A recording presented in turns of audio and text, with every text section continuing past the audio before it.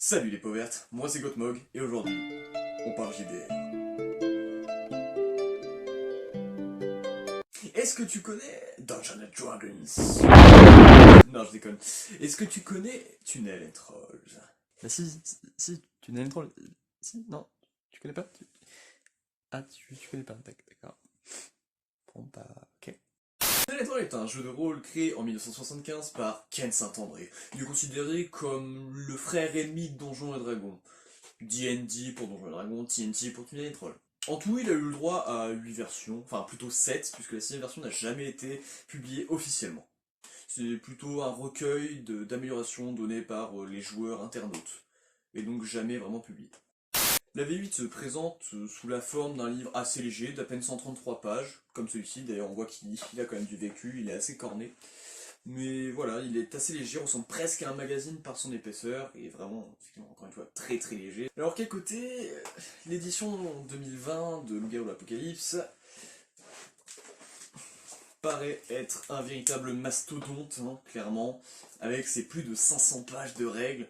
Vous voyez par vous-même, l'épaisseur est bien différente, on remarque vraiment.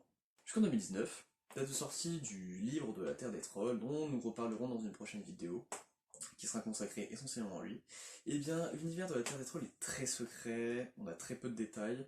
En effet, à part quelques scénarios qui présentent certains petits points du monde de la Terre des Trolls, quelques livres dont vous êtes le héros, comme le Château Bison ou le Lac aux Gobelins, par exemple, eh bien nous avons très peu d'informations. On a aussi le petit bestiaire du livre de règles principales.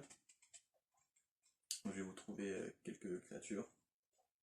Comme par exemple ici vous avez l'Amphisbène, donc serpent à deux têtes, qui a la particularité une fois d'être coupé en deux, de pouvoir se régénérer si on le remet en deux. Enfin bref, c'est plein de petites créatures un peu comme ça. Bien sûr vous avez les trolls, bien entendu, vous avez des barbares, effectivement ils font partie des monstres presque, puisqu'ils possèdent un système de règles bien à eux, enfin bref.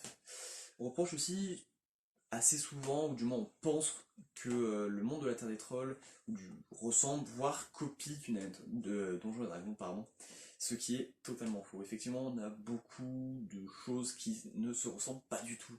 On a effectivement les classiques gobelins, classiques trolls, bon, même si les trolls n'ont vraiment presque rien à voir avec ceux de Donjons et Dragons. Enfin bref, on a très peu de détails, et nous allons pouvoir voir une arrivée des détails à partir du fameux, donc je disais, livre de la Terre des Trolls. Le saviez-vous? La première session de jeu de rôle de Ken Saint-André, donc le créateur de Tunnel and Troll, le grand créateur de Tunnel and Troll, fut sur Donjons et Dragons. Il décréta après celle-ci que l'idée était vraiment géniale, très cool, mais que le système de jeu était trop froid, trop formel. C'est ainsi que Naki, que dis-je, arrive tel un prophète, le système de règles bien sympathique, très très simple, écrit avec plein de familiarité et d'humour et de jeux de mots, qui se nomma tout d'abord Tunnel and Troglodyte, puis enfin Tunnel and Troll. Le système a aussi une petite particularité, c'est qu'il n'utilise que des D10. Oui, ça peut faire mal. Effectivement, à l'époque où Ken Saint-André a découvert le monde du jeu de rôle, il ne connaissait pas d'autres dés que le D6 et donc il a créé un système à partir de D6. Vous pouvez donc oublier complètement le D20, clairement, hein. Je suis désolé. Et là, encore une fois, vous allez devoir utiliser vraiment beaucoup votre imagination. Si vous ne possédez pas, bien sûr, le grand livre de la Terre des Trolls. Bien entendu, dans tout jeu de rôle, vous devez utiliser votre imagination. Je vous conseille d'en avoir un bon gros sac d'imagination. Surtout là, puisque encore une fois, le monde, si vous n'avez pas le livre de la Terre des Trolls, est très secret, très peu détaillé. Mais en tout cas, on a quand même le mini-bestiaire, encore une fois, et tout ce que je vous ai dit précédemment. Dans Tunnel and Troll, vous allez pouvoir vraiment incarner un mage, un guerrier bien entendu, un paladin, un filou, donc le filou c'est l'équivalent de l'assassin ou du voleur, en anglais on va l'appeler le rogue, forcément le rogue, avec un accent bien français. Vous allez pouvoir utiliser, enfin incarner pardon, d'autres encore classes de personnages comme, enfin un peu plus détaillés, comme le meneur qui lui sera plus celui qui n'aura pas spécialement de particularité, mais qui va plutôt jouer sur son éloquence en fait, pour pour persuader les gens de faire ce qu'il veut. Vraiment, c'est... J'ai jamais joué ça encore, mais ça peut être à mon avis intéressant si on le joue bien. Vous pouvez aussi jouer des citoyens. Alors là, le citoyen, je fais une petite aparté dessus, c'est très très particulier. J'ai jamais vu ça dans un autre jeu de rôle, c'est en fait une classe de personnages qui va plus se rapprocher d'un personnage qui va vouloir monter dans l'échelon social, dans la noblesse, qui va créer son échoppe éventuellement pour à la fin faire un vrai commerce. C'est pas un personnage qui va, comme le guerrier ou le barbare, foncer tête baissée pour aller défoncer du gobelin à la pelle, pour après récupérer 3 pauvres pièces d'or et un artefact magique. Lui, il va plutôt jouer sur l'économie, il va jouer sur... En fait, c'est presque un PNJ. Vraiment, c'est presque incarner un PNJ. Vous avez aussi plusieurs types de magie. Par exemple, si dans Donjons et Dragons, vous pouvez jouer un nécromancien, un druide, un mage simple, un warlock, un démoniste. Et bien là, vous aurez la possibilité de soit jouer un mage simple qui lui pourra apprendre des sorts auprès de la guilde des mages pour la modique somme de, je crois, plus de 1000 pièces d'or, ce qui est assez conséquent dans une game troll, ou alors choisir d'être un mage spécialiste et donc d'être spécialisé dans une magie en particulier, et là, de connaître les sorts automatiquement en fonction du niveau que vous allez avoir. Par exemple, au niveau 1, vous connaîtrez tous les sorts de votre magie au niveau 1, puis 2, vous les connaîtrez tous, 3, ainsi de suite. Ces magies, il en existe 4.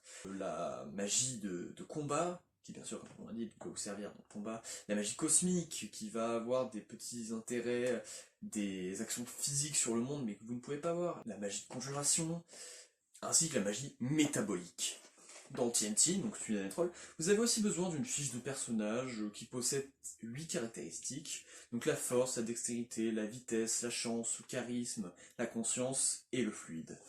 Donc elle se présente sous cette forme-ci, hein, ici. Donc vous voyez les différentes caractéristiques juste là, bien entendu.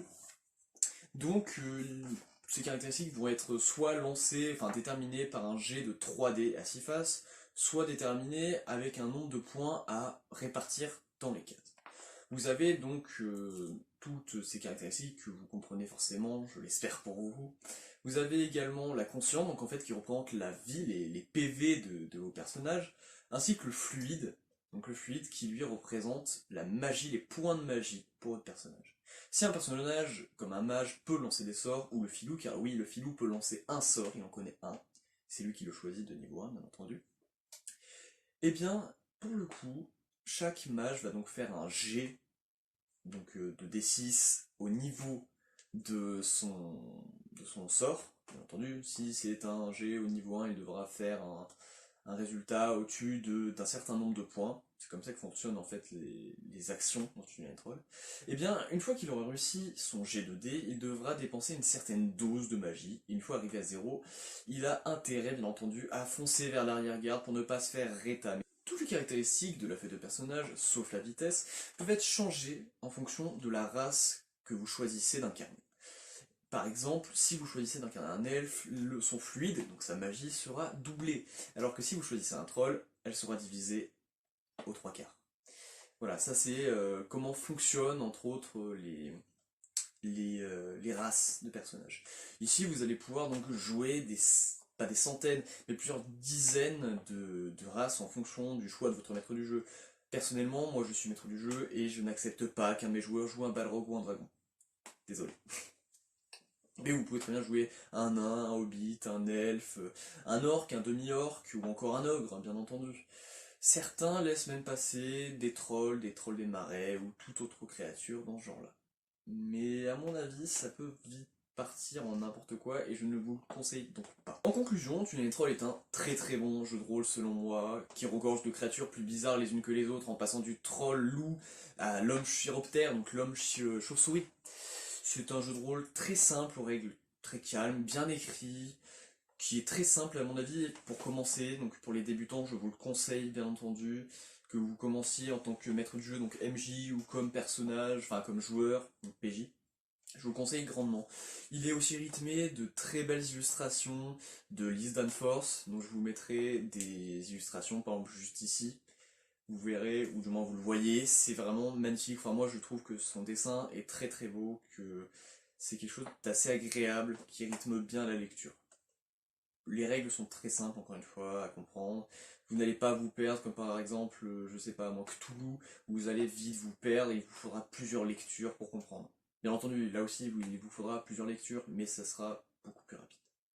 Donc, je vous le conseille grandement. Et à bientôt par Cthulhu!